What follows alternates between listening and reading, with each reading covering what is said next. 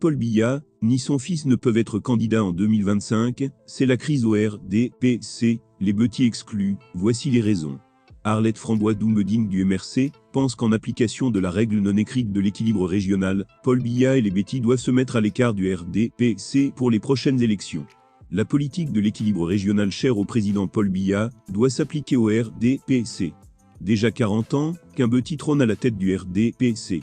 Si la politique de l'équilibre régional a un sens, et n'est pas une simple arnaque politicienne, le candidat du RDPC à la prochaine présidentielle ne devrait plus être un Betty.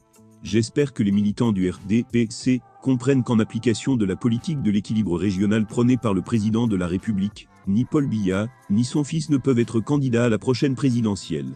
Car le Cameroun compte 4 aires culturelles, et l'aire culturelle à laquelle appartient les Betty contrôle le RDPC depuis 41 ans. C'est-à-dire que bientôt, on aura 2 générations de Camerounais qui n'auront connu que Paul Biya comme candidat du RDPC à toutes les élections présidentielles. Ça saute aux yeux que c'est une anomalie qui pue l'indécence dans un environnement où on parle de la politique de l'équilibre régional. Nous exigeons que son Excellence Paul Biya, président de la République, respecte sa propre politique de l'équilibre régional en faisant en sorte qu'un Camerounais issu d'une aire culturelle autre que celle à laquelle il appartient soit candidat du RDPC à la prochaine présidentielle. On ne peut comprendre la politique de l'équilibre régional autrement que comme cela. En outre, nous demandons au président de la République, son Excellence Paul Biya, de créer conditions nécessaires à la réforme consensuelle du système électoral camerounais avant les prochaines élections législatives et présidentielles au Cameroun. Car le système électoral actuellement en vigueur est potentiellement une source de conflits et troubles, dans le sens où il n'apporte aucune garantie quant à la crédibilité des élections organisées dans notre pays. Ce système électoral est très exactement la principale menace à la paix dans notre pays aujourd'hui.